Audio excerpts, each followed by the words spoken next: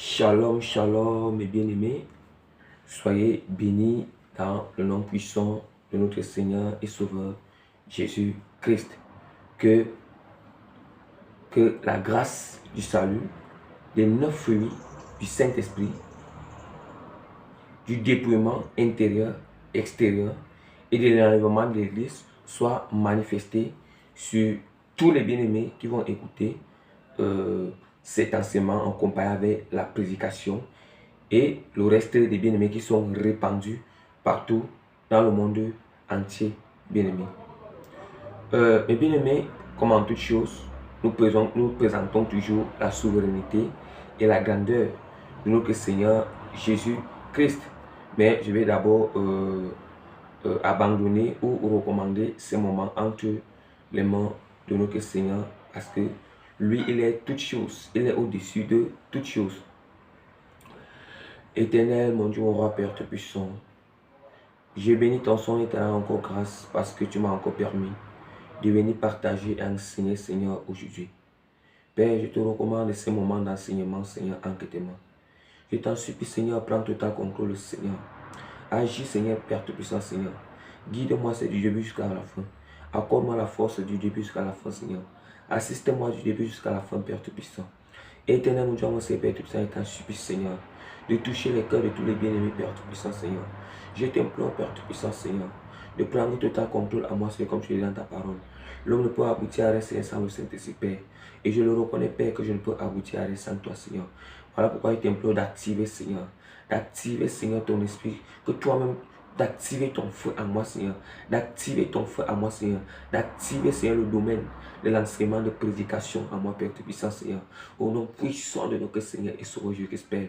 Je t'implore, Seigneur, Père tout-puissant, Seigneur, que ta main de protection, Seigneur, m'assiste, Père, assiste tous les bien-aimés, Seigneur, qui écoutent toujours ces enseignements et tous qui sont partout dans le monde entier, au nom puissant de notre Seigneur et Sauveur Jésus-Christ, Père tout-puissant, Seigneur, que toute la gloire, toute la reconnaissance, toute l'autorité, toute la force, la sagesse, la connaissance, l'enseignement, tout cela revient à notre Seigneur et Sauveur Jésus-Christ, lui qui était, qui est et qui va venir pour juger les vivants et les morts et pour enlever son Église au nom puissant de Jésus-Christ, ainsi que nous avons recommandé ces moments entre les mains de Dieu. Amen.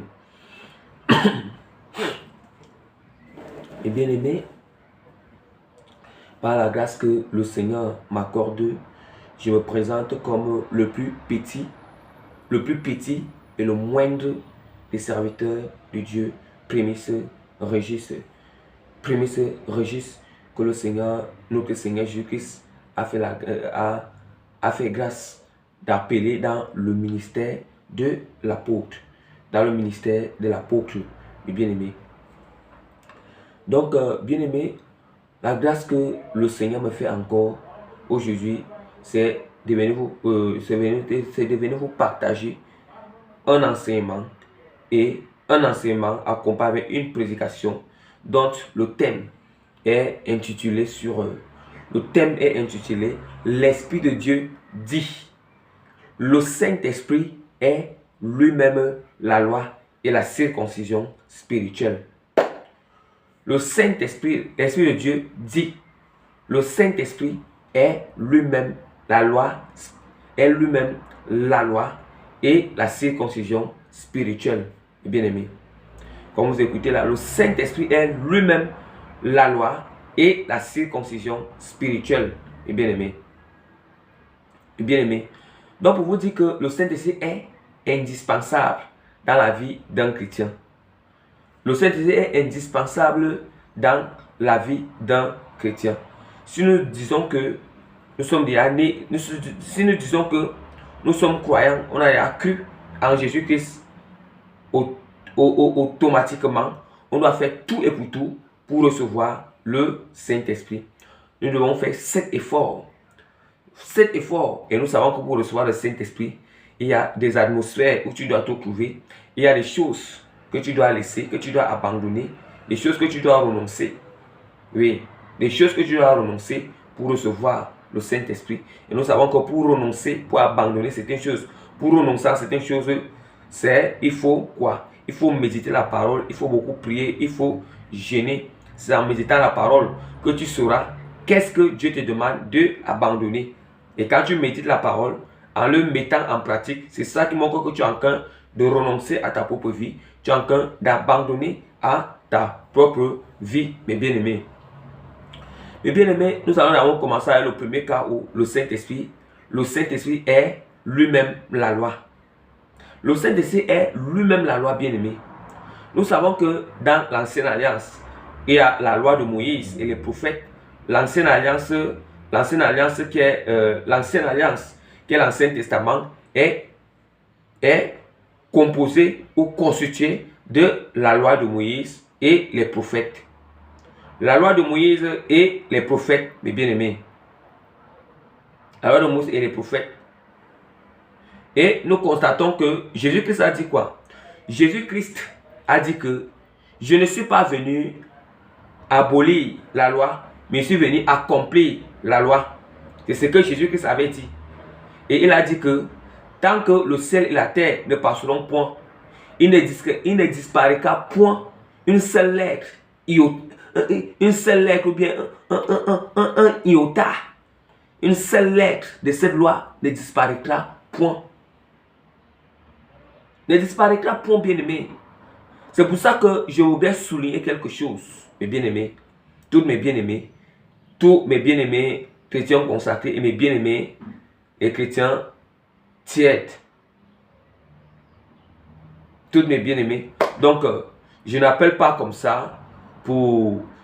Quand je dis que chrétien consacré, chrétien tiède, parce que c'est une réalité pure, je n'appelle pas comme ça pour faire une discrimination, mais pour parler de ce qui est la réalité pure, pour réveiller la conscience de tout un chacun. De tout un chacun, mes bien-aimés. Et cela est écrit dans la parole de Dieu. Les chrétiens consacrés, les chrétiens, nous savons que les chrétiens ce sont des chrétiens bruyants. Et des chrétiens bruyants. C'est pour ça que j'aimerais souligner, surtout les nouveaux-nés. Les nouveaux-nés en esprit et les chrétiens tiers. Que je voudrais déjà souligner quelque chose que on ne peut pas comprendre la loi de Moïse. Nous ne pouvons jamais comprendre la loi de Moïse et les prophètes si c'est que nous ne sommes pas encore nés de nouveau. Si on n'a pas le baptême du Saint-Esprit, on ne peut pas. Tu vas forcer à comprendre. Tu ne pourras pas comprendre la loi de Moïse en aucun jour. Tu ne pourras jamais comprendre la loi de Moïse. Sauf seulement que si quelqu'un qui a le Saint-Esprit qui est en train de l'expliquer, c'est par là où tu peux comprendre. Mais pour dire que toi-même tu es en train de lire la loi de Moïse et de comprendre, tu ne pourras pas. Puisque la loi de Moïse même, c'est le Saint-Esprit. La loi de Moïse même est le Saint-Esprit lui-même, et bien aimé. C'est le Saint-Esprit lui-même. Hein?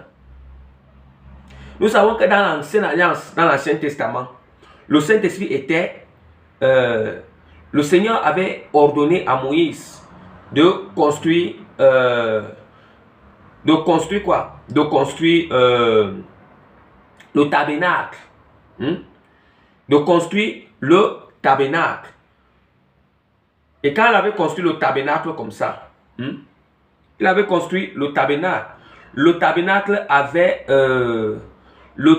Dieu avait donné le plan à Moïse, le plan de construction. Et ce plan ressemblait un peu à la ville sainte.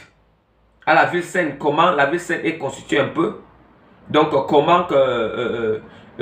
parce que tous les plans que Dieu lui donne, ce sont des plans qui sont au ciel. Il a demandé à Moïse que il faut construire ce tabernacle comme ça, comme ça. Il a donné les dimensions à Moïse. Et nous savons que il a donné les dimensions à Moïse. Il y a le tabernacle, il y a la tente, le tabernacle. Donc, la tente d'assignation, mes bien-aimés. La tente d'assignation. La tente d'assignation. Et nous savons que ce tabernacle était construit comment? Ça avait les... ça veut dire que la première partie, on appelle... la première partie qui était... C'était juste construit. C'était comme les murs. Mais ils ont fait ça avec ils ont fait ça avec on appelle ça comment? Ils ont fabriqué ça avec certains matériaux d'avant là. Certains matériaux que Dieu les a précisés. C'est ça qui formait quoi? Ça formait une clôture. C'est ça qui formait une clôture. Et quand ça forme une clôture comme ça, à l'intérieur, il y avait d'abord le premier lieu où on amène les animaux. On amène les animaux où les lévites, les gens viennent dehors. Maintenant, les lévites, ils donnent les animaux aux lévites. Maintenant, il y avait la tente même. À l'intérieur, il y avait une tente. À l'intérieur, il y avait une petite tente qui était construite à l'intérieur. Maintenant, dans cette tente, c'était construit à l'intérieur. Et maintenant, il y avait encore le rideau. Le rideau qui était en qui séparait. Le rideau qui était du l'autre côté, là, il y avait l'arche de l'alliance. L'arche de l'alliance, et dans l'arche de l'alliance, il y avait les tables de la loi, les tables des 10 commandements. Il y avait les tables des 10 commandements. Et nous savons que le Saint-Esprit, il habitait où? Il habitait dans la tente d'assignation. Le Saint-Esprit était en journée. Ça veut dire qu'en journée, quand je finis de consacrer la tente d'assignation, le Saint-Esprit en journée, le Saint-Esprit était en colonne de fumée. Maintenant, la nuit, c'était le Saint-Esprit, cette colonne devenait le feu. Vous comprenez? C'était dans la tente d'assignation.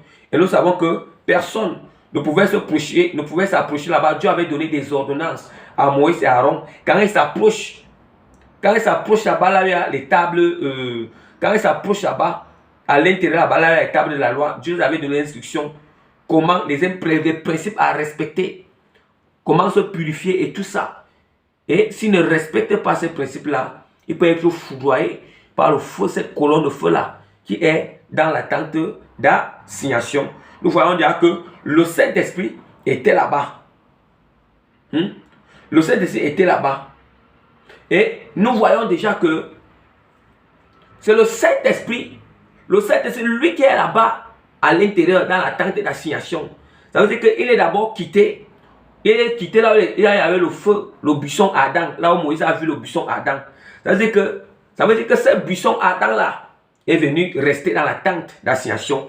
Et c'est ce buisson ardent, c'est cette colonne de nuée en journée, et colonne qui devenait une colonne de feu la nuit. C'est ça qui donnait souvent les ordonnances à Moïse.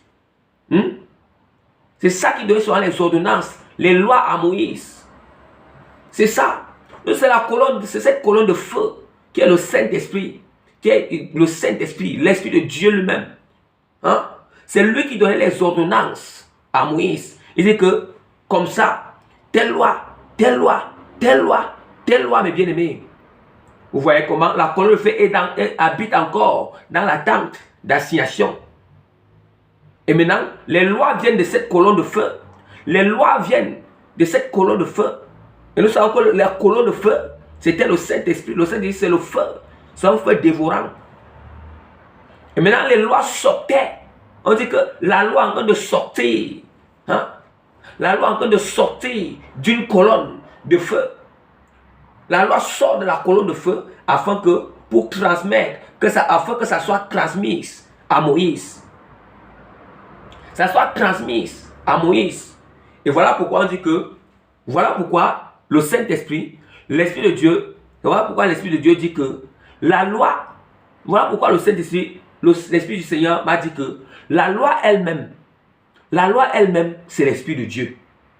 La loi elle-même, c'est l'Esprit de Dieu. Ça veut dire que si c'est l'Esprit de Dieu qui donnait ces lois, et maintenant quand tu es né de nouveau, baptisé du Saint-Esprit, souligner encore que baptisé du Saint-Esprit, ça veut dire que le Saint-Esprit qui est en train de donner cette loi-là, c'est lui qui te donne l'accomplissement de ces lois. C'est lui qui te donne le bon sens. Qu'est-ce que signifie ce que lui, il voulait dire à Moïse dans l'Ancienne Alliance? Parce que là maintenant nous sommes dans la nouvelle alliance. La nouvelle alliance est telle que Jésus-Christ est venu accomplir la loi et les prophètes. Ça veut dire que le Saint-Esprit, c'est Jésus-Christ lui-même. Ça veut dire que comme Jésus-Christ continue encore à habiter en nous, il continue encore à accomplir encore. Ça veut dire quoi? Il est venu accomplir. Ça veut dire qu'il continue à nous expliquer qu'est-ce qu'il avait voulu faire. Il continue à nous expliquer. Il continue à nous expliquer la loi, comment est-ce qu'il avait accompli la loi. Il nous explique que voici ce passage, voici quand j'étais sur terre, voici comment j'ai accompli cela, tel passage, voici comment j'ai accompli cela. Voilà pourquoi l'Ancien Testament, beaucoup de gens vont se retrouver en train de... Beaucoup de gens se retrouvent en train de mettre le doigt dans leur propre œil à cause qu'ils ne comprennent pas. Parce qu'ils prennent la loi de Moïse dans le sens que c'est écrit là. Et la parole de Dieu nous dit quoi? La parole de Dieu nous dit que la lettre tue, mais l'esprit vivifie. La parole de Dieu nous dit que la lettre tue, mais l'esprit vivifie, mes bien-aimés. L'esprit vivifie. Oh, si tu n'as pas l'esprit de Dieu en toi, ça veut dire que cette lettre que nous lisons dans la loi là, ça va nous tuer. Parce qu'on n'a pas compris. Nous allons comparer avec l'intelligence de l'homme. Mais quand il y a le Saint-Esprit en nous, le Saint-Esprit va nous faire comprendre. Puisque c'est lui-même qui est la loi, mes bien-aimés. C'est le Saint-Esprit qui est lui-même la loi. C'est lui-même qui est cette loi.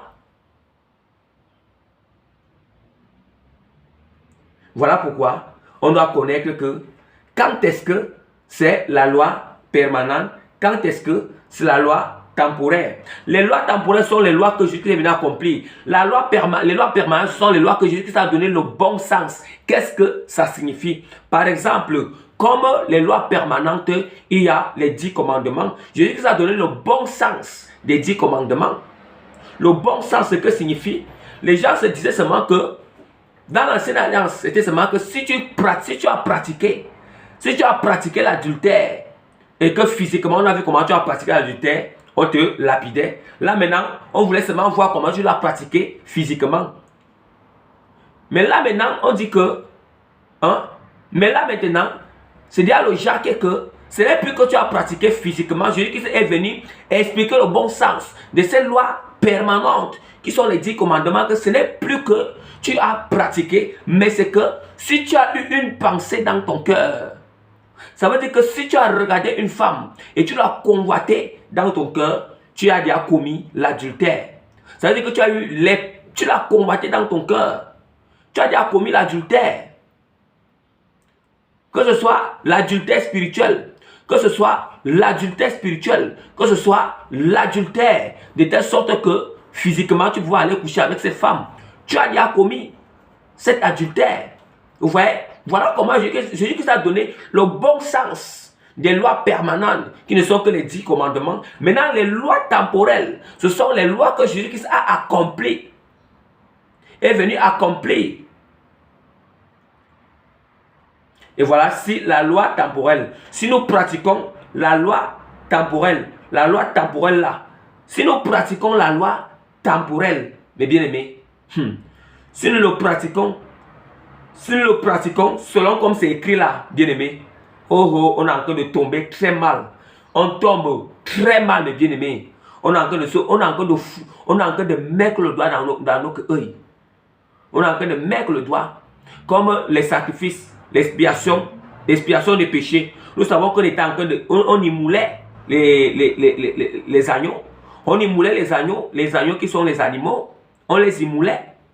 Ça veut dire que si quelqu'un agit encore, se laisse sans loi. Le sacrifice des animaux, là, qu'on y moulait pour l'expiation des péchés, c'était une loi temporelle. C'était une loi temporelle. Donc, temporelle, ça veut dire que c'est juste pour un temps. Juste pour un temps, en attendant qui? Le Sauveur. En attendant le Messie. Le Messie qui doit venir accomplir. En attendant le Sauveur qui doit venir accomplir. C'est ça qu'on appelle loi temporelle. Juste pour un temps.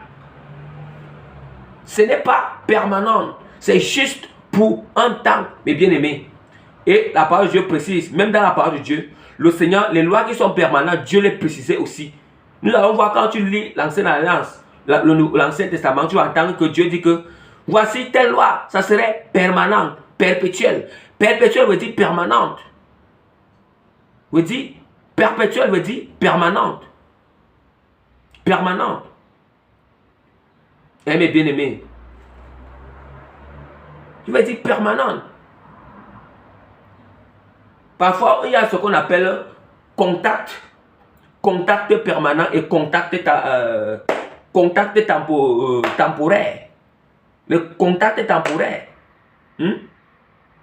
Contact permanent et contact temporaire. Nous savons que un contact permanent, c'est quand on a soudé deux pièces. Quand on soude, ça veut dire qu'on a soudé deux pièces. Ça veut dire que deux pièces de fer. Quand on soude ça, ça veut dire que c'est un contact permanent. Oui, c'est un contact permanent, mes bien-aimés. Quand on soude deux fers, bien-aimés, là-bas c'est un contact permanent. Ça ne peut même pas. Ça veut dire que ça va faire comment? Là-bas c'est permanent, c'est perpétuel. Ce contact-là est fixe. C'est un contact qui est fixe, bien-aimé. Par contre, un contact temporaire.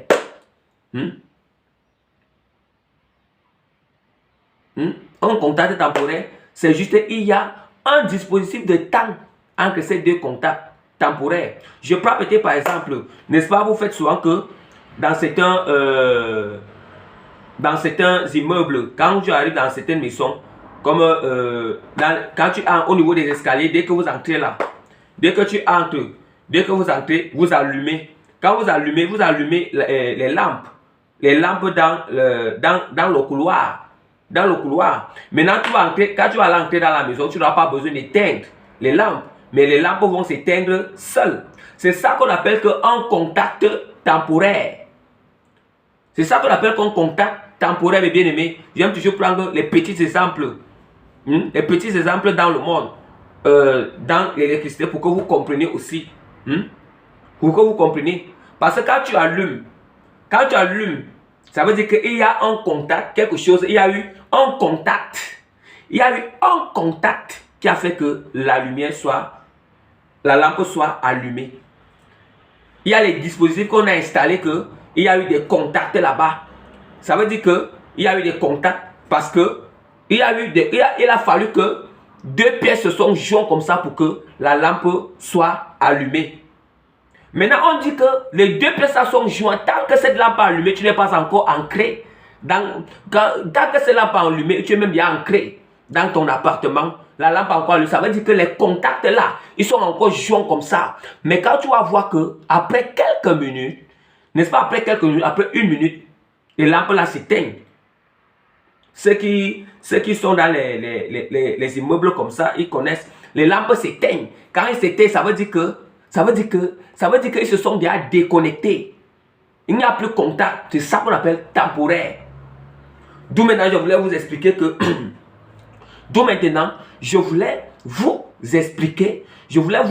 que voilà ce que signifie la loi perpétuelle qui est la loi permanente. C'est comme deux fers qu'on a soudés, qui sont fixes. Ça veut dire que là-bas c'est fixe. Ça ne peut pas bouger. Mais il y a seulement un bon sens qu'on donne sur ça spirituellement. Mais c'est fixe. Par contre, les lois temporelles, j'ai pris l'exemple comme un contact temporaire. Un contact temporaire. Donc c'est ça maintenant qui signifie que Jésus-Christ est venu accomplir. Il est venu accomplir. C'est ça que je voulais vous expliquer, que le Saint-Esprit lui-même est la loi. Vous comprenez? Ça veut dire que si Jésus-Christ lui-même est le Saint-Esprit, il a dit que je ne vous laisserai pas orphelin. Je serai avec vous chaque jour jusqu'à la fin du monde. Ça veut dire que si nous sommes nés de nouveau et que Jésus-Christ est lui-même le Saint-Esprit et que lui-même il est le Saint-Esprit, mes bien-aimés, n'est-ce pas? On va comprendre ce que nous allons comprendre la parole. On ne va pas se fourrer le doigt dans l'œil. Le doigt dans l'œil. Et nous savons que la manière que nous comprenons la parole, c'est comme ça qu'on va le pratiquer. Et si on a Si on a compris ça en inverse, d'une manière qui n'honore pas Dieu, ça veut dire qu'on serait en train de marcher selon ce qui n'honore pas le Seigneur. Parce que quoi? Parce que à cause de la lettre nous a tués. C'est la lettre qui nous tue. Or, la parole de Dieu dit que la lettre tue, mais l'esprit vivifie. L'esprit vivifie, ça veut dire que l'esprit donne la vie. Qu'est-ce qui signifie que l'esprit donne la vie? Nous savons que quand l'esprit nous donne la vie en nous donnant les instructions, en nous donnant les directives, en nous donnant les exigences, les ordres. Or, ça veut dire que c'est par cette parole que nous lisons que le Saint-Esprit nous fait comprendre. Maintenant, ce que le Saint-Esprit nous fait comprendre, c'est ça les directives qu'il nous donne. C'est ça les instructions qu'il nous donne. Et maintenant, quand nous mettons cela en pratique, c'est ça qui nous donne la vie. C'est ça qui nous donne la vie. D'où maintenant on dit que l'esprit vivifie, mais la lettre tue. La lettre tue quand on n'a pas encore reçu le Saint-Esprit en nous. La lettre tue quand on n'a pas compris ce passage. Maintenant, on le met en pratique, la manière que notre intelligence humaine a compris. Notre intelligence humaine, autant pour moi, notre intelligence humaine a compris. C'est là maintenant que la lettre tue. C'est là que la lettre tue. Vous comprenez, mes bien-aimés? Vous comprenez? C'est là maintenant que la lettre tue. Vous comprenez là où le Saint-Esprit est lui-même. Le Saint-Esprit est lui-même la loi. Je vais ouvrir la parole de Dieu dans Hébreu. Galates chapitre 5, verset 18. Galates.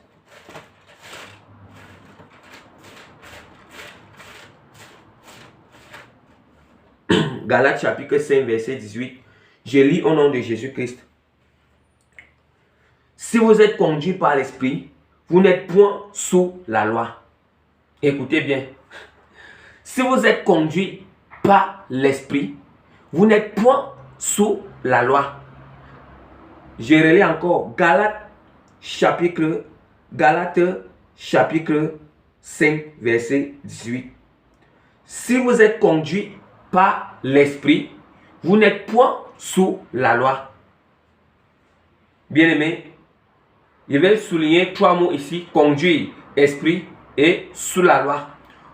Conduire, esprit et sous la loi. Je vais souligner ces 3 mots clés. Par la grâce que le Saint-Esprit m'amène à le faire là maintenant. À le faire maintenant. Nous allons voir que, bien-aimés, on dit que le Saint-Esprit lui-même, qui est la loi, lui-même qui a donné la loi à Moïse, c'est lui-même qui est la loi, mes bien-aimés, le Saint-Esprit. C'est lui qui est la loi. Après, on nous dit que si nous sommes conduits par l'Esprit, vous n'êtes point sous la loi. Vous n'êtes point sous la loi. Ça veut dire que si on se retrouve déjà sous la loi, si nous sommes... Ah, mes bien-aimés. On dit que si nous sommes conduits par le Saint-Esprit, nous ne sommes pas sous la loi. Nous ne sommes pas sous la loi. Ça veut dire que nous sommes sur le même plan d'onde avec le Saint-Esprit. Nous sommes sur le même alignement avec le Saint-Esprit. Vous comprenez? La parole de Dieu ne dit pas que vous êtes sur la loi. Non. Il dit que si vous êtes conduit par le Saint-Esprit, il nous dit que nous ne sommes pas. Il dit que si nous sommes conduits par le Saint-Esprit, il a dit que nous ne sommes pas sous la loi. Sous la loi. Ça veut dire que nous ne sommes pas sous la loi, ni en dessus de la loi, mais nous sommes alignés avec le Saint-Esprit. Mes bien-aimés. Oh, mes bien-aimés. J'aime souvent illustrer. Hein. Et c'est que... Oh, Seigneur. J'aime souvent illustrer. J'aime souvent illustrer, mes bien-aimés. Bon. Voici quelque chose. Voici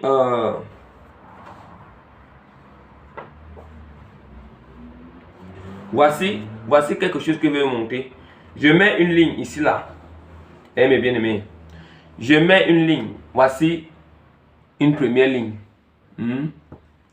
Je mets encore la deuxième ligne. Et ici, c'est la troisième ligne. Je mets la troisième ligne. Je mets la troisième ligne là en bleu. Donc, 1, 2, 3. Voilà. Voilà. Vous voyez bien. Vous voyez les lignes là. Voilà. Nous avons que la ligne 1. La ligne 1 là. La ligne qui est au milieu qui est la ligne 2. Ça veut dire que c'est là maintenant que c'est cette ligne là qui est c'est cette ligne. C'est cette ligne là qui est la loi. La ligne 3, c'est la ligne qui est... La ligne là se trouve au-dessous de la loi. Ça veut dire que Dieu lui-même est au-dessus de la loi. Ça veut dire que la ligne 1 est au-dessus de la ligne 2. Ça veut dire que Dieu lui-même est au-dessus de la loi. L'espace qu'il y a la ligne 1 et la ligne 2, là-bas c'est l'atmosphère de Dieu qui règne. Ça veut dire que de la ligne 1 à la ligne 2, de la ligne 1 à la ligne 2, c'est l'atmosphère du Saint-Esprit qui est en train de régner, qui règne. Maintenant, du niveau là où il y a la ligne 2 jusqu'à la ligne 3, c'est là-bas qu'on appelle qu'il y a les œuvres de la chair. Ça veut dire quoi? Il y a les œuvres de la chair, il y a le péché là-bas. Ça veut dire que si maintenant je suis conduit par le Saint-Esprit, je me retrouve sur la ligne 2. Je me retrouve sur la ligne 2. Si je suis conduit par le Saint-Esprit, je me retrouve maintenant sur la ligne 2. Et maintenant, on dit que si je suis conduit par le Saint-Esprit, je ne suis pas en dessous. Ça veut dire que la ligne 2, c'est la loi elle-même. La ligne 2, c'est le Saint-Esprit. Et la ligne 3, c'est l'atmosphère. Partout jusqu'à la ligne 3, c'est l'atmosphère de Dieu. Partout là-bas. Et maintenant, on dit que si je suis conduit par le Saint-Esprit, si je suis conduit, ça veut dire que si je suis conduit par le Saint-Esprit, je ne suis pas en dessous de la ligne 2. Mais je suis là où il y a la ligne 2. Je suis placé. Je suis là où il y a la ligne 2. Je suis en accord avec la ligne 2. Mais si c'est que je ne pratique pas ce qu'il y a des ordres, des commandements qu'il y a au niveau de la ligne 2, je suis en dessous de la ligne 2. Ça veut dire que je me retrouve si la ligne 3. La ligne 3 qui n'est que le péché, les œuvres de la chair, des choses qui n'honorent pas Dieu. Donc, c'est ce que je voulais vous illustrer, mes bien-aimés. C'est ce que je voulais vous illustrer, bien-aimés. Donc, c'est ce que je voulais vous illustrer, mes bien-aimés. Donc, c'est pour ça que vous voyez comment. Vous allez voir que c'est d'où maintenant la parole de Dieu nous dit ici que celui qui est conduit par le Saint-Esprit, celui qui est conduit par le Saint-Esprit, il n'est pas la parole de Dieu que si vous êtes conduit par l'Esprit, vous n'êtes point sous la loi. Vous n'êtes point sous la loi. Nous ne sommes pas sous la loi. Mais nous sommes alignés avec la loi. Mais nous sommes alignés avec le Saint-Esprit. Mais nous sommes en parfait accord avec le Saint-Esprit. Vous comprenez déjà, mes bien-aimés? Vous comprenez déjà que c'est le Saint-Esprit qui nous conduit. Qu'est-ce qu'il voulait dire dans sa loi? Et maintenant, la seule manière qu'il nous conduit, quand le Saint-Esprit nous conduit, c'est parce qu'on comprend qu'est-ce que le Saint-Esprit nous dit. Parce que pour que nous soyons conduits par le Saint-Esprit, il faut d'abord que nous comprenions ce que le Saint-Esprit est en train de nous dire. Nous comprenions ce qu'il est en train de nous donner comme instruction. Nous comprenions ce qu'il nous explique dans sa parole. Eh mes bien-aimés, il faut que nous comprenions ce qu'il me dit dans sa parole. Nous sommes d'accord, mes bien-aimés. Nous sommes d'accord. Donc, je vais ouvrir la parole de Dieu très vite encore dans Hébreux, chapitre 14, verset 17. Chapitre 10, verset 14 à 17. Hébreux, chapitre 10.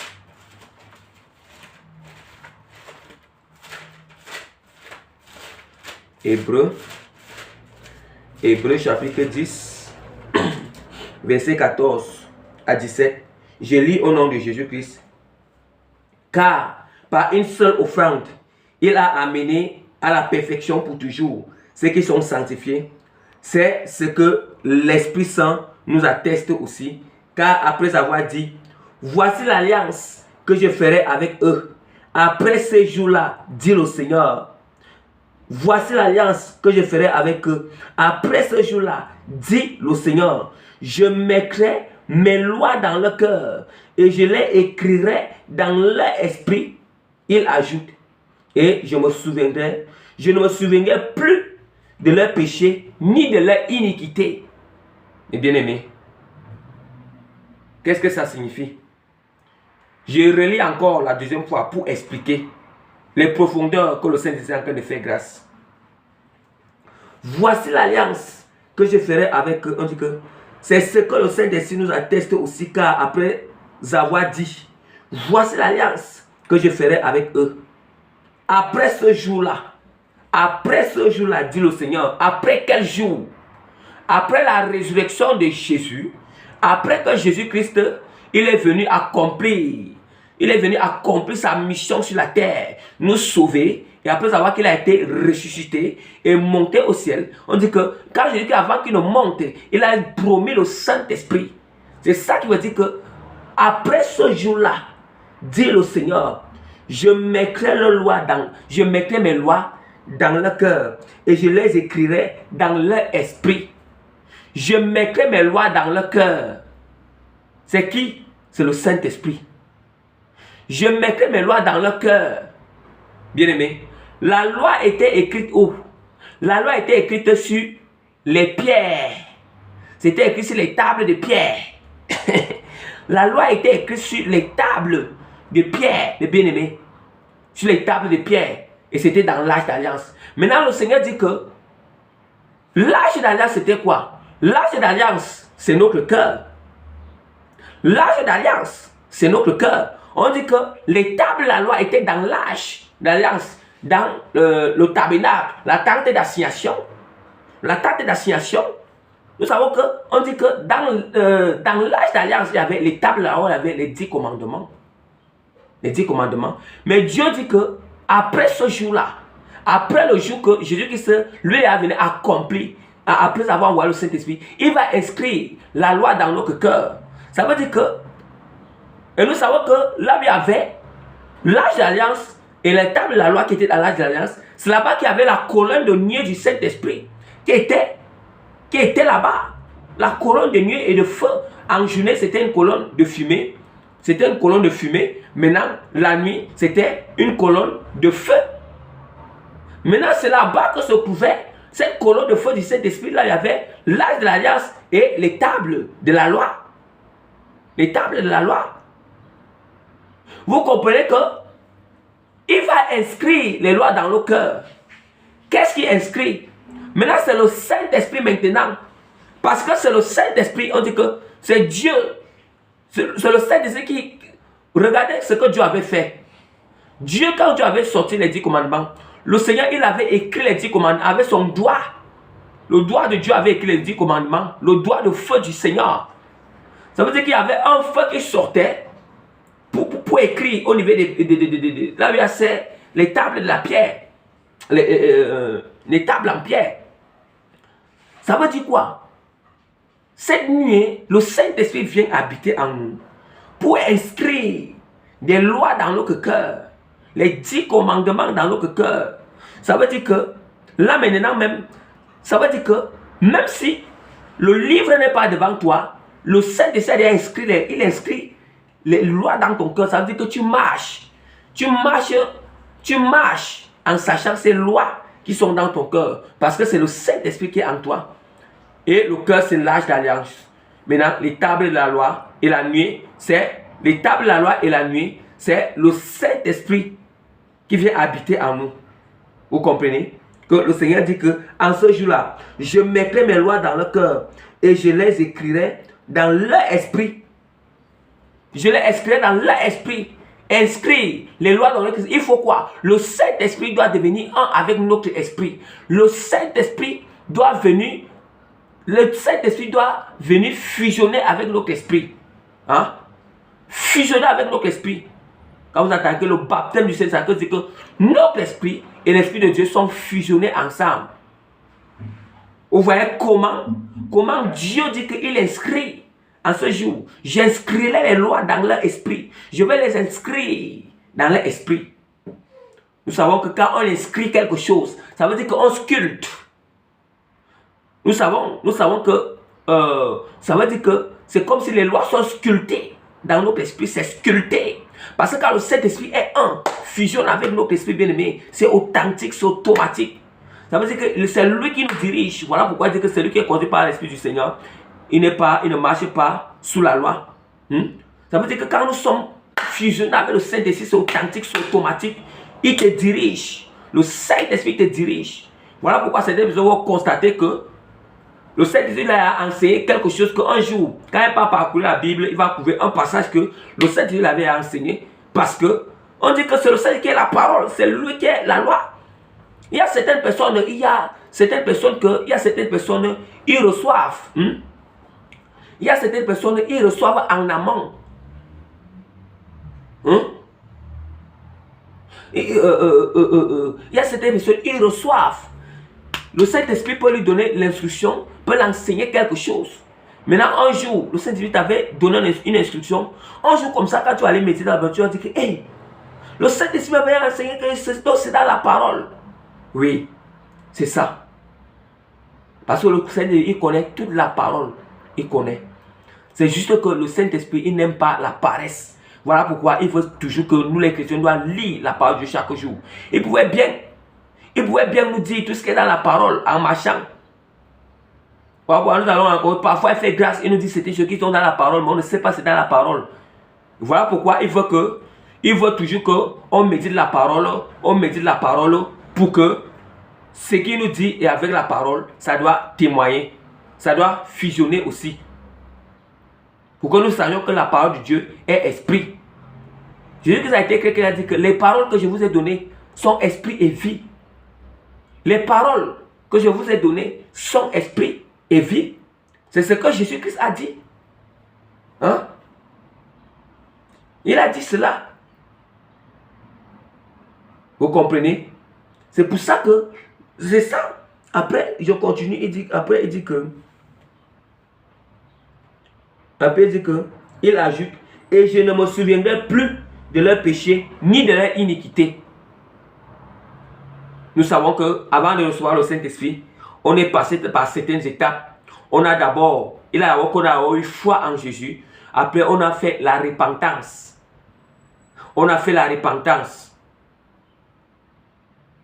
Maintenant, nous savons que quand on fait la repentance, on se purifie, puisqu'on a la foi en Jésus-Christ, on se purifie dans le sang de Jésus. C'est ça qui fait que ça efface nos péchés. Le sang efface nos péchés. Et si le Saint-Esprit a habité en nous, il vient dire, nous sommes nés de nouveau avec le Saint-Esprit. Ça veut dire que Dieu ne se souvient plus de nos iniquités, de nos péchés. Je ne me souviens plus que de leurs péchés et de leurs iniquités. Vous voyez? Vous comprenez donc, mes bien-aimés? Donc, mes bien-aimés, voilà ce que la parole de Dieu voulait dire. Je vais un peu essayer de lire aussi très vite dans Romains chapitre 8.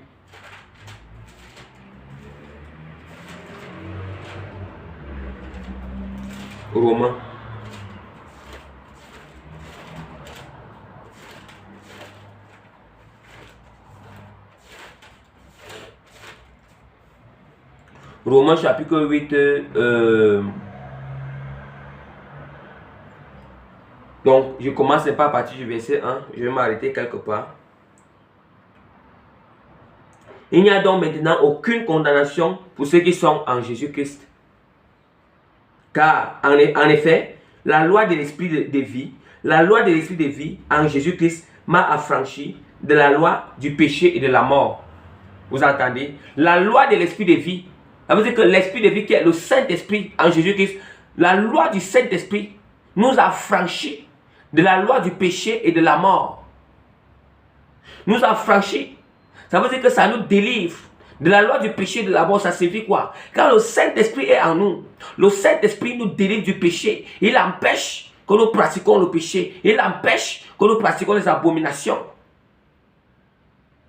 Que nous pratiquions les abominations.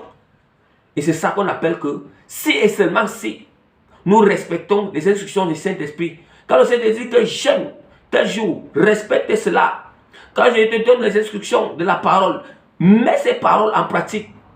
Et lui-même te donne cette force. Quand je te dis que prie beaucoup, il faut beaucoup prier. C'est ça qui va faire que tu satisfais le Saint-Esprit, le Saint-Esprit satisfait.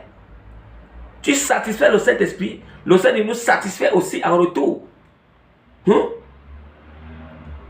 Parce qu'il faut créer des atmosphères pour permettre, pour conserver le Saint-Esprit, pour permettre au Saint-Esprit de demeurer en nous. Le Saint-Esprit ne peut pas demeurer dans une atmosphère où tu vas écouter des choses qui n'honorent pas Dieu. Dans une atmosphère où, par jour, tu ne pries même pas, tu ne médites pas, ta vie de jeûne est déjà morte. Comment le Saint-Esprit, il continuera encore? Comment est-ce qu'il va te donner la force pour dominer le péché? Puisque tu ne fais pas des choses qui peuvent faire que lui, il soit toujours là permanemment sur toi. Permanemment sur toi. Là, je souligne, pour ceux qui sont nés de nouveau là, qui sont nés de nouveau et qui ont perdu, le Saint-Esprit se perd. Le Saint-Esprit se perd. N'oublions pas que Jésus-Christ a dit que toutes les 10 vierges, ils avaient une lampe. Au départ, ils ont des lampes. Les lampes sont allumées au départ. Mais après, les 5 vierges folles, les lampes se sont éteintes parce qu'il n'y avait plus une réserve d'huile. Donc, pour comprendre que le Saint-Esprit se perd. Et nous savons que la réserve d'huile, c'est la méditation de la prière, c'est la méditation de la parole de Dieu chaque jour. C'est les prières chaque jour. C'est les jeûnes chaque mois. Les jeûnes chaque mois, des prières intenses. Les jeûnes, la méditation de la parole, en obéissant à la volonté de Dieu. C'est ça maintenant. C'est ça maintenant que tu fais. C'est ça maintenant que quand tu mets le pétrole dans la lampe. C'est ça qui fait que la lampe est allumée. Mais si tu ne mets pas le pétrole qui est la prière, le pétrole qui est la méditation de la parole, le pétrole qui est le jeûne, et bien aimé, le pétrole qui est le jeûne, comment? Dites-moi. Voilà l'ensemble de ces éléments qui forment le pétrole. Le pétrole qu'on met dans la lampe tempête, nous savons que si le pétrole finit, la lampe tempête n'est plus allumée. C'est ça, ce sont ces choses qu'on doit fournir au Saint-Esprit afin qu'il soit enflammé en nous. Afin que la vie éternelle soit en nous. Là, vous allez constater que vous vous sentez fatigué, vous êtes déjà mort spirituellement. Vous êtes déjà mort spirituellement, vous avez seulement des passions de la chair. Bien que tu sais que tu étais né du Saint-Esprit, mais tu t'en rends compte que tu es déjà mort spirituellement. Tu as déjà les passions de la chair en toi, bien-aimé. Les passions, les convoitises recommencent encore en toi. Parce que ta vie de prière est morte. Ta vie de méditation de la parole est morte. Ta vie d'obéissance à Dieu est morte. Ta vie de jeûne est morte. Oui. C'est morte. Vous comprenez? C'est ça qui permettait au Saint-Esprit de rester. Vous parfois qui vous posez la question, hey, mais pourquoi en tant que je commence après, je sens que je refroidis? C'est à cause que tu as arrêté la prière, à cause que tu as arrêté de méditer la parole, à cause que tu ne veux pas obéir ce que tu lis dans la parole, à cause que tu ne veux pas gêner. Tu ne veux pas gêner, mes bien-aimés. Tu ne veux pas. Et c'est impossible. Si le pétrole n'est pas dans la lampe tempête, ça ne peut pas être enflammé. Et nous savons que c'est tous ces éléments qui forment le pétrole ou l'huile qu'on met. Maintenant, le feu qui est allumé, ça veut dire que quand le feu continue à être allumé, ça veut dire que c'est la conservation du Saint-Esprit en toi. Le Saint-Esprit est conservé en toi. Et nous savons que si le pétrole finit, s'il n'y a plus de prière, plus de méditation, plus d'obéissance à Dieu, plus de jeûne, toutes ces choses, tous ces éléments, voilà comment ça va s'éteindre. Le feu s'éteint. Directement aussi, le Saint-Esprit aussi. Bon, le Saint-Esprit aussi, il se retire d'abord un peu à côté. Il se retire un peu à côté. Donc c'est un peu ça. Nous savons que quand le bébé passe, on est en train de pratiquer ce qui ne n'honore pas Dieu. Donc voilà un peu Voilà, il dit que chose impossible à la loi, que la chair ne rendait sans force. Dieu a condamné le péché dans la chair en envoyant à cause du péché son propre fils, une chair semblable à celle du péché. Et cela afin que la justice de la loi soit accomplie en nous. Cela afin que la justice de la loi soit accomplie en nous. Est-ce que vous comprenez? Afin que la justice de la loi soit accomplie en nous. Vous entendez? La justice de la loi soit accomplie en nous. Qu'est-ce qui accomplit la loi en nous? C'est le Saint-Esprit. Vous entendez? Qu'elle soit accomplie en nous. Nous qui marchons, non selon la chair, mais selon l'Esprit, bien-aimé. La parole de Dieu nous précise encore, ceux qui marchent selon l'Esprit, ce sont ceux-là que le Saint-Esprit accomplit la loi en eux. Ce sont ceux-là. Si tu ne marches pas selon l'Esprit, bien-aimé, selon le Saint-Esprit, détrompe-toi. Détrompe-toi, tu es loin de la grâce. Tu marches loin de la grâce de Jésus-Christ. Celui qui ne marche pas selon le guide du Saint-Esprit, il est loin de la grâce de Jésus. Nous savons que la vraie grâce du salut, c'est Dieu nous donne le temps de se repentir et de recevoir le Saint-Esprit pour marcher selon le guide du Saint-Esprit, parce que le Saint-Esprit nous guide pour arriver à la terre promise qui est le royaume des cieux. Ça veut dire que si tu n'es pas conduit par le Saint-Esprit, si tu ne marches pas selon le guide du Saint-Esprit, bien mais détrompe-toi. Tu n'es même pas un peu dans la loi de Christ. Tu ne marches même pas. Tu n'es pas dans la loi de Christ. Celui qui pratique le péché, il marche encore. Il est sous le joug. Il est sous la loi. Celui qui marche selon le péché, les passions de la chair, il est sous la loi. Ça veut dire que la loi de Moïse, ça veut dire que la loi qui est dans l'ancienne alliance, la loi là te frappe directement. La loi là te touche directement. Ça te touche directement. Vous comprenez? Ça te touche directement. Voilà. C'est pour ça que ceux vraiment qui ne se sont pas consacrés totalement, ils ne peuvent pas comprendre.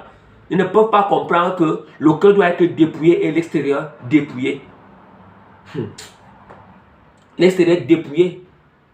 L'intérieur doit être pur. Les bonnes attitudes, les bonnes pensées doivent être dans notre cœur, âme et esprit. Et à l'extérieur, on doit s'habiller bien selon, conformément à la volonté de Dieu. Laisser que notre corps ressemble au vrai temple de Dieu.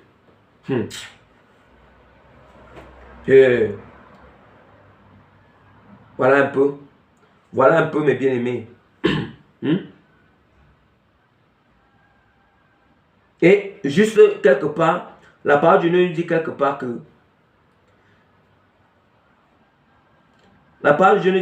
que si l'esprit de celui, la parole de Dieu nous dit quelque part que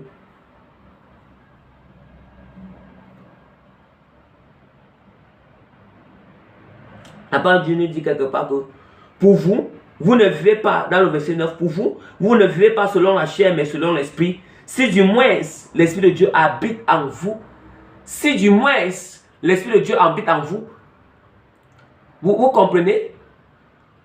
Quelqu'un ne peut pas marcher selon, il dit que pour vous ne marchez pas selon, pour vous, vous ne marchez pas selon la chair, mais selon l'esprit. Celui qui marche selon la chair, selon les péchés du monde, bien, mais même si tu avais le Saint-Esprit, il faut connaître que le Saint-Esprit est acquitté. Il faut connaître qu'il est acquitté. Il dit que pour vous qui vivez selon la chair, mais vous qui ne vivez pas selon la chair, mais selon l'esprit, si du moins l'Esprit de Dieu habite en vous. Si quelqu'un n'a pas l'Esprit de Christ, il ne lui appartient pas. Si quelqu'un n'a pas l'Esprit de Christ, il ne lui appartient pas. Si toi tu as reçu le Saint-Esprit, tu constates, tu étais né de nourriture, que tu constates que tu pratiques bien encore le péché, tu parlais de la chair bien-aimée, cherche à te réconcilier avec le Seigneur très rapidement, afin que le Saint-Esprit revienne reprendre sa place. Cherche à confesser, à te détourner de ses œuvres. Si tu vois encore que les convoitises que tu as fait au début là, avant d'être chrétien là, né de nouveau là, ça revient encore en toi, tu recommences encore à pratiquer ça, toutes ces choses, ces désirs impurs, bien-aimé, aïe aïe aïe, il faut chercher Dieu, il faut chercher la face du Seigneur dans le jeûne, il faut te repentir, il faut chercher la face de Dieu sincèrement dans le jeûne bien-aimé. Dans le jeûne bien-aimé. Il faut chercher la face de Dieu sincèrement dans le jeûne. Mes bien-aimés. Bien-aimés, je vais aussi essayer de nous parler Maintenant, je vais essayer de nous parler rapidement de la circoncision spirituelle. Le Saint-Esprit lui-même aussi, c'est la circoncision spirituelle. Bien aimé, je vais encore vous parler encore de la circoncision. La circoncision encore, dans l'Ancienne Alliance, dans l'Ancien Testament, c'était aussi une loi, et c'était aussi une loi temporelle là-bas. La circoncision, c'était aussi une loi temporelle. Nous savons que dans la Nouvelle Alliance, le Seigneur a... c'est l'alliance que Dieu avait fait avec Abraham. Que il faut que Abraham devait circoncire ses descendants. Il devait les circoncire. Et nous savons que la circoncision physique, ce n'est que quoi? Ce n'est que des bébés, quand un bébé naît, juste après, soit le même jour, juste après quelques moments, ça dépend de quelle région, du pays que on se trouve, ça dépend. Il y a d'autres, quand les enfants ont 5 ans ou 3 ans, c'est là où on les circoncis. Il y a d'autres, quand les bébés naissent, on les circoncis. C'est ça qu'on appelle l'alliance aussi que Dieu avait fait avec Abraham. C'était la circoncision. Donc il devait circoncire tous ses descendants. C'est ça qui devait montrer que ce sont les descendants de Abraham. C'est la circoncision qui montrait que tous les Israélites, tous, parce que nous savons que autant d'Abraham là, les autres nations là, qui étaient les nations voisines d'Abraham là, ils ne se circonciaient pas. Mais Dieu, il avait permis, c'est Dieu qui donne cette loi, qui fait cette alliance là, qui donne cette commandement, cette ordonnance à Abraham que tu dois circoncire tous tes descendants. Tu dois circoncire tous tes descendants. C'est ça qui va montrer que ce sont tes descendants. Toute ta descendance doit avoir la circoncision en eux. Doivent avoir la circoncision en eux, mes bien-aimés. Vous comprenez un peu? Et c'est là maintenant que c'était maintenant, cette circoncision-là, c'était quelque chose qu'on disait que, quelque chose qui était temporaire dans l'Ancienne Alliance. Parce qu'on était en train de circoncire. Nous savons que la circoncision, c'est juste que la circoncision, c'est enlever le prépuce. Le prépuce d'un jeune garçon. Le prépuce, ça veut dire que on enlève, on excrète le prépuce. Hein? On enlève le prépuce, mes bien-aimés. Le prépuce qui couvre. Ça veut dire que nous savons que le prépuce, c'est la peau. C'est cette peau-là qu'on enlève. Quand on circoncit le jeune garçon. Hein? Maintenant alors, dans la Nouvelle Alliance, je dis qu'il vient accomplir cette circoncision physique, ça devient une circoncision spirituelle. Ça devient une circoncision spirituelle. Donc il faut que je ouvre un peu la parole de Dieu rapidement sur quelques passages. Sur quelques passages là. Je vais ouvrir la parole de Dieu dans Romains 2, versets 28 à 29. Romains 2.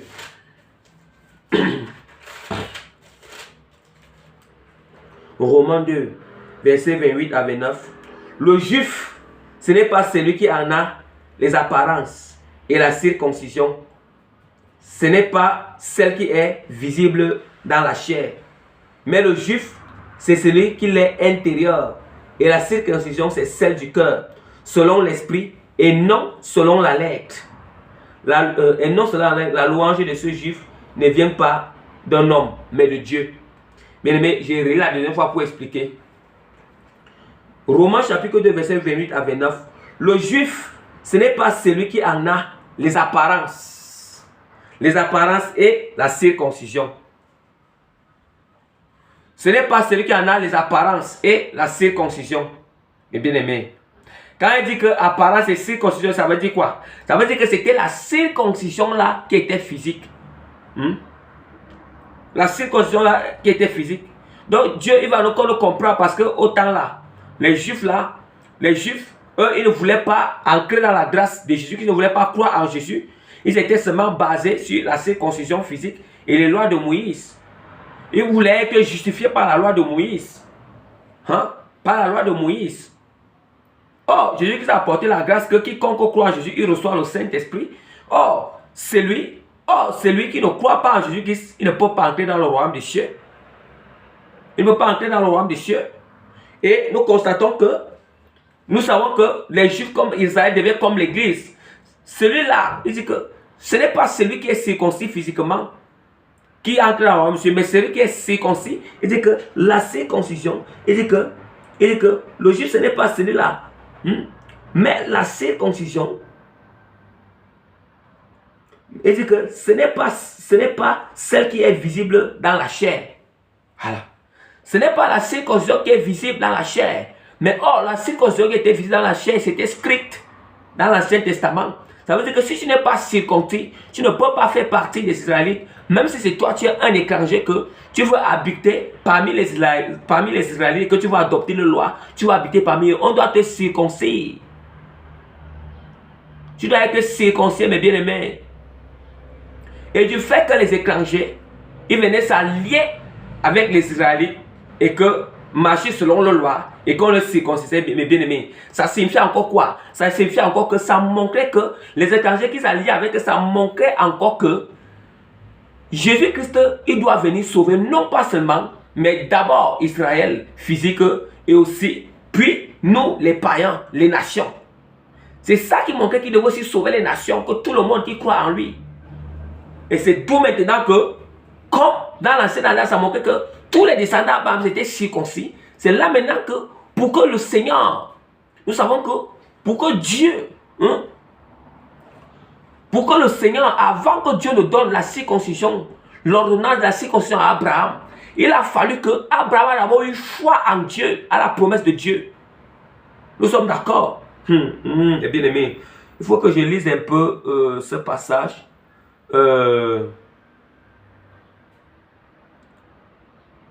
Faut que je lise un peu ce passage. Le passage là est très important. Romains chapitre 4. Romains chapitre 4, versets 11 à 12. Voilà, on dit que et il reçut le signe. Qui reçut, c'est Abraham. Et il reçut le signe de la circoncision comme sceau de la justice qu'il avait obtenu par la foi quand il était incirconcis. Bien-aimé, écoutons. On dit que Abraham reçut le signe de la circoncision comme sceau de justice qu'il avait obtenu par la foi quand il était incirconcis. Écoutez bien, ça veut dire qu'avant que Dieu donne l'ordonnance de circoncision physique, qu'on a la circoncision physique de la chair à Abraham, Abraham, il était d'abord incirconcis. Il était incirconcis, bien-aimé. Mais c'est par sa foi, quand Dieu l'a dit que quitte la maison de ton père, je vais te donner une autre terre, je t'envoie une autre terre. C'est par cette foi qu'Abraham a quitté la maison de son père. Il a écouté le Seigneur. Il a eu foi. Toute la foi qu'il a eu, il a eu foi que il va arriver dans la terre que Dieu l'a promis. Toutes les promesses que Dieu lui donnait, il a eu foi en Dieu. Il ne connaissait même pas ce Dieu, mais il a entendu la voix du Seigneur. Il a eu foi en cette voix, que c'est le vrai Dieu vraiment qui a créé tous les hommes. Mais en ce moment, il était incirconcis. Il était incirconcis.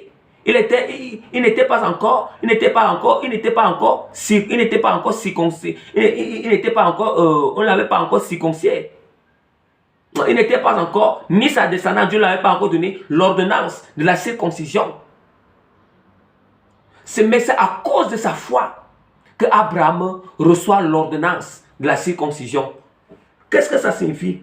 Voilà, afin d'être le père. On dit qu'il a été incirconcis afin d'être le père de toutes les incirconcis qui croient pour que la justice ne soit plus imputée.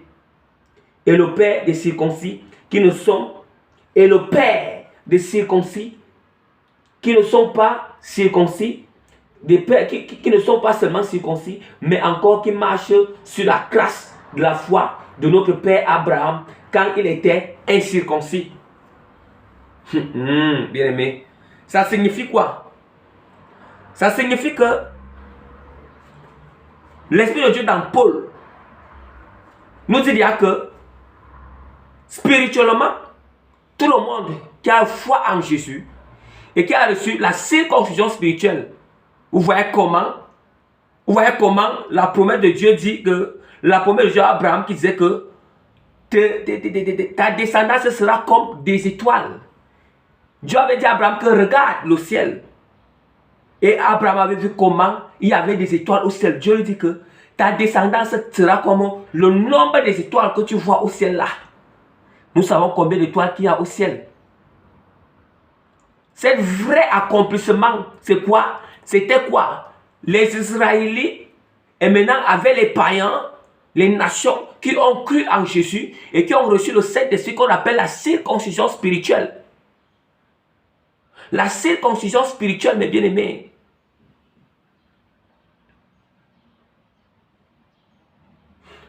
Qu'on appelle la circoncision spirituelle.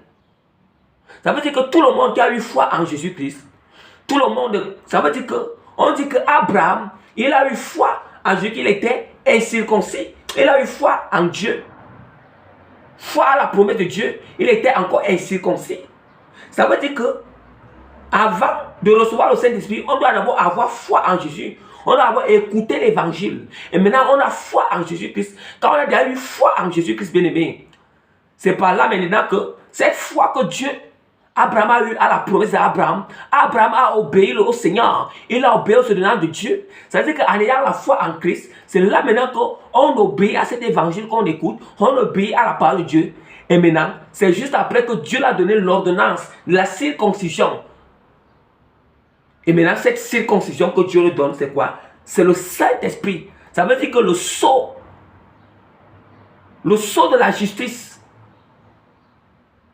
le Saint-Esprit, la circoncision spirituelle, mes bien-aimés. Le sceau de la justice. Aïe. Mes bien-aimés, Romains, je n'avais pas fini avec Romains chapitre 2. Romains chapitre 2, verset 28 à 29. Ok, verset 28 à 29. Il disait que le juif n'est pas celui qui en a les apparences et la circoncision. Ce n'est pas celle qui est visible dans la chair. Mais le juif, c'est celui qui l'est intérieur, qui l'est intérieurement. Et la circoncision, c'est celle du cœur. C'est celle du cœur selon l'esprit, non selon la lettre. Oh, bien aimé, je vais expliquer. Mais le juif, ce n'est pas celui qui l'est. Ce n'est pas celui qui l'est intérieurement. Le juif, il dit que, mais le juif, c'est celui qui l'est intérieurement. Et intérieurement et la circoncision. Intérieurement et la circoncision. Qu'est-ce que ça signifie? Le prépuce d'un jeune garçon qu'on circoncis, qu'on enlève cette peau-là. Cette peau signifie quoi? Ça signifie maintenant, voici l'accomplissement. Quand le Saint-Esprit vient habiter en nous, ça veut dire que le Saint-Esprit, c'est le Saint-Esprit est tranchant. Hein? Le Saint-Esprit est tranchant. Nous savons que qu'est-ce qui enlève le prépuce d'un jeune garçon? Nous savons que c'est le ciseau qui enlève le prépuce d'un jeune garçon, soit ou la lame, ou le ciseau qui enlève. Ça veut dire que le ciseau est ancré en contact. C'est ancré en contact avec le prépuce d'un jeune garçon pour que ça quitte. C'est la même chose. Quand le Saint-Esprit, le Saint-Esprit est comme le ciseau, il est comme la lame. Ça veut dire que quand on reçoit, il faut d'abord qu'on croit en Dieu, c'est souvent on se répand de tout notre corps, on obéit parce que on croit en lui avec la foi. On croit en Jésus-Christ par la foi. Et maintenant, après avoir eu la foi, on doit obéir à la parole, à l'évangile. Après avoir obéi, Dieu nous envoie alors le Saint-Esprit. Et quand Dieu nous envoie le Saint-Esprit, le Saint-Esprit entre en contact avec nous. Nous savons que l'esprit et l'âme sont reliés au cœur. C'est relié au cœur. Voilà maintenant que le Saint-Esprit vient entrer en contact avec le cœur. Quand il entre en contact, c'est comme le ciseau. Ça veut dire qu'il vient, il commence, il coupe le prépuce qui est dans le cœur. Le prépuce maintenant qui est dans le cœur, ça signifie quoi? S'il y a la haine, le Saint-Esprit coupe la haine avec le ciseau. Ça veut dire qu'il coupe cette chair, il coupe ce péché, il jette dans le feu. Tel que Jésus-Christ a dit que il tient sa pelle, la parole de Dieu, il tient sa pelle à vanner. Il amasse le grain pour le mettre dans le grenier. Et maintenant, il jette la paille dans un feu qui ne s'éteint point. La paille qui est le péché, qui devait ce prépuce là. Le Seigneur qui est le ciseau. Lui qu'on a reçu, il commence à couper. S'il y a la haine est comme le prépuce, la haine est comme la paille. Le Saint-Esprit coupe cette haine. Il coupe, il coupe. Ça veut dire qu'il coupe ça, soit en lame, soit en ciseau. Il coupe. Il est en train de couper. Il jette ça. Il jette la haine. S'il est venu couper que tu avais la jalousie, il coupe cette jalousie. Ça veut dire que cette jalousie-là, cette peau qui coupe dans ton cœur, ça veut dire qu'il y avait la jalousie qui était collée dans ton cœur. Il y avait les haines qui étaient dans ton cœur. Ça veut dire que c'était collé. C'était collé, ça veut dire que ça entourait ton cœur, ça enveloppait ton cœur. La haine a enveloppé le cœur. La jalousie a enveloppé le cœur. L'adultère a enveloppé le cœur. Le meurtre a enveloppé le cœur. La colère a enveloppé le cœur. La convoitise a enveloppé le cœur. La convoitise des choses du monde, que nous savons que la convoitise, c'est quand on ne veut pas se dépouiller, on convoite les choses de Jézabel, qui convoitait le cœur. L'idolâtrie qui convoitait le cœur. Tous les autres péchés là, hein? Les pensées de masturbation, les désirs de masturbation qui convoitaient le cœur. Toutes ces choses maintenant, quand on reçoit le Saint-Esprit c'est un ciseau. Il commence à couper. Il coupe ses péchés. Il coupe le prépuce. Il est en train de couper le prépuce. Il jette ça dans le feu. Il jette ça. Et c'est là maintenant qu'on dit que quand on rencontre Jésus-Christ, on ne reste pas la même personne. Quand on reçoit le Saint-Esprit, on ne reste pas la même personne. Mais le Saint-Esprit nous change, mes bien-aimés. Le Saint-Esprit nous change. Le Saint-Esprit nous change, mes bien-aimés. Vous avez déjà compris? Vous avez déjà compris que le Saint-Esprit est la loi. Le Saint-Esprit est la loi. Le Saint-Esprit est lui-même la loi. Il est aussi la circoncision spirituelle. Vous avez compris là où le Saint-Esprit est important. Vous avez compris là où c'est important de naître de nouveau, de recevoir le Saint-Esprit. Quand on vous dit, voilà maintenant que c'est le Saint-Esprit. Si le Saint-Esprit n'était pas en moi, il ne devait pas enseigner ces choses. S'il n'habitait pas en moi, il ne devait pas montrer le bon sens de cette circoncision. Maintenant, c'est lui qui précise que la circoncision de la chair physique qui était dans l'ancienne alliance, là-bas, c'était une loi temporelle. Et c'est ça qui fait maintenant que nous sommes, nous, même que ce soit les Israélites en physique, les Israélites physiques là, le pays d'Israël qui est physique là, que ce soit Israël spirituel qui est l'église, nous tous, nous avons cru en Dieu que nous devenions descendants d'Abraham. Ce n'est pas seulement eux, mais nous tous, nous sommes les descendants d'Abraham à cause qu'on a eu la foi en Jésus-Christ et qu'on a été circoncis par le Saint-Esprit. Et la parole de Dieu est très claire que tous ceux qui n'étaient pas circoncis, ils ne font pas partie, ils ne pouvaient pas être considérés comme descendants d'Abraham. Ça veut dire que si tu n'es pas encore circoncis, tu n'as pas encore reçu le Saint-Esprit, circoncis par le Saint-Esprit, recevoir le Saint-Esprit pour circoncire ton prépuce, pour circoncire le prépuce qui n'est que les péchés qui sont dans le cœur. Laisse qu'il circoncie tout. Ne laisse pas seulement qu'il va circoncire la jalousie et la haine. Maintenant, il y a encore d'autres péchés qui sont encore là. Laisse qu'il circoncie tout. Il doit circoncire. C'est ça, bien-aimé. Voilà le mystère. Le mystère de la circoncision que Dieu avait parlé à Abraham. De la circoncision. Et le Saint-Esprit est lui-même la loi. Le Saint-Esprit, il va lire la parole de Dieu très vite dans Colossiens, chapitre 2, verset 11 à 13. Colossiens.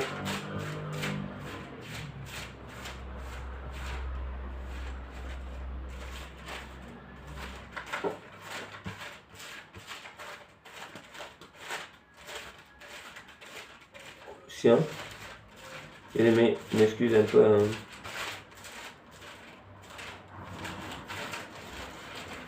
Colossiens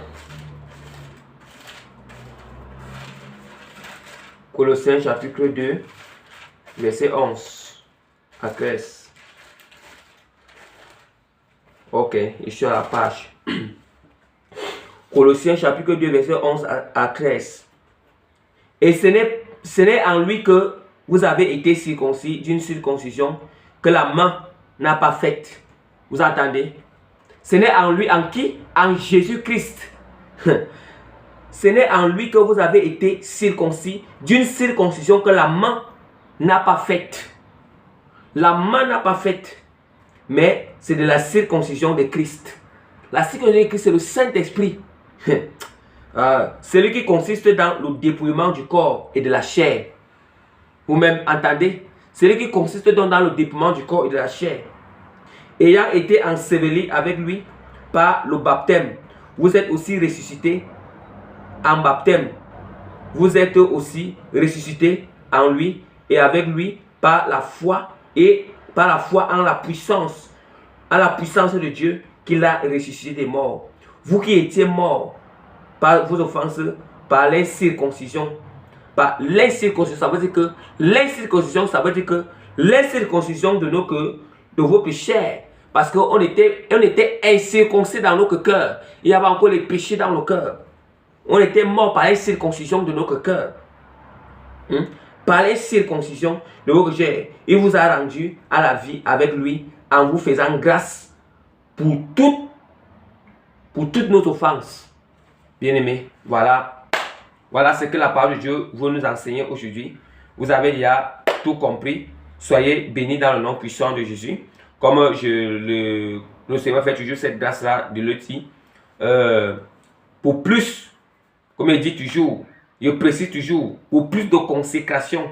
C'est qui veut des orientations pour plus de consécration. Et qu'il est convaincu par le Seigneur, pas des appels charnels ou bien quelque chose que Dieu ne tire pas gloire. Parce que si quelqu'un me contacte, parce qu'il faut que Dieu doit tirer gloire à ça. Parce que si j'écoute des choses que Dieu ne tire pas gloire, vraiment ça ne sert à rien. Ça nous perd le temps. Comme il dit toujours, ça nous perd le temps. Mais si c'est quelque chose qui est important, réellement que tu veux chercher une vie de consécration avec Dieu, une vie de profondeur, de consécration avec le Seigneur, voilà pourquoi. Parce que j'ai vu que c'est en train de venir, les temps sont déjà finis. Voilà pourquoi il y a toujours mon contact qui est le plus 357 plus 357 96 15 03 29 plus 357 96 15 03 29 plus 357 96 15 03 29. Donc si quelqu'un oublie, il clique au niveau de la chaîne là où c'est écrit trompette dans les mains de préparation. Là-bas à l'intérieur, il y a aussi mon numéro, le même numéro qui est là-bas à l'intérieur. Donc soyez bénis dans le nom puissant de Jésus. Éternel, mon Dieu, mon Père Tout-Puissant, j'ai béni ton Seigneur et infiniment grâce, Père, parce que tu m'as accordé la grâce, Seigneur, d'enseigner du début jusqu'à la fin, Père. Merci, Père, parce que toi-même tu as délivré, Seigneur. Tu as délivré, Père Tout-Puissant, c'est des profondeurs, Seigneur, sur la parole, Seigneur, sur ta parole, Père Tout-Puissant, Seigneur. Toi-même, Seigneur, tu as enseigné à ton peuple, Seigneur. Merci, Père Tout-Puissant, Seigneur, je te donne toute la gloire, Seigneur.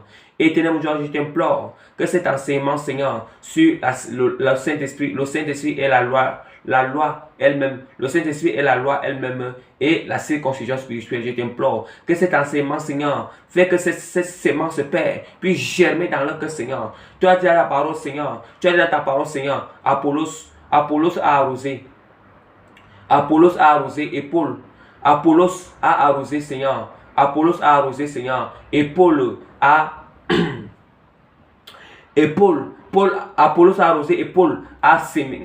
Et Paul a sémé, Seigneur. Et que le Seigneur a fait quoi que, Seigneur. Maintenant, Père, je t'en supplie de venir faire quoi que, Seigneur. Père, moi je sème, il y a aussi d'autres qui arrosent. Mais tu es le seul qui fait quoi que. Parce que c'est toi qui as toute l'autorité. Parce que c'est toi qui es le créateur. Parce que c'est toi qui es le créateur, tu Père Tout-Puissant. Je t'en supplie de toucher le cœur, Seigneur. Fais quoi que c'est cette sémence dans le cœur. Fais quoi que cette sémence dans le cœur. Fais quoi que c'est fait germer, Seigneur. La sémence dans le cœur, Seigneur. Par ta grâce, Seigneur. Au nom puissant de notre Seigneur, Jésus-Christ. Et toute la gloire, la reconnaissance revient à notre Seigneur Jésus-Christ. Soyez bénis, mes bien-aimés. On acclame notre roi des rois. On acclame Jésus-Christ pour cet enseignement. Soyez bénis, mes bien-aimés. À bientôt.